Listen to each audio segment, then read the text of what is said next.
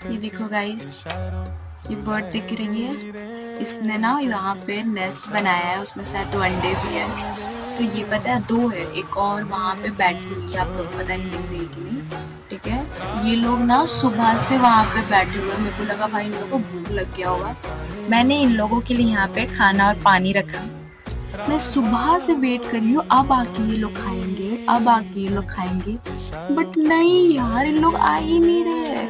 हद होता है भाई, तुम लोग के एक चक्कर में मैं अपना खाना वाना छोड़ के बैठी हूँ। अब तो आ लो। और पता है, मैंने इतना हिंट देने का कोशिश किया भाई, यहाँ पे खाना रखा हुआ है, पानी रखा हुआ है, बट पता नहीं इन लोगों को दिखाई क्यों नहीं दे रहा है। ऊपर से ना एक आया था अभी बड़ा सा बर्ड, उन लोग इसको परेशान कर रहा था। भाई मैंने भगाया उसको, फिर भी इन लोगों को मेरे पे भरोसा क्यों नहीं हो रहा है, पता नहीं। ये देखो, एक यहाँ पे है एंड एक वहीं पे बैठी हुई है साइड में एकदम।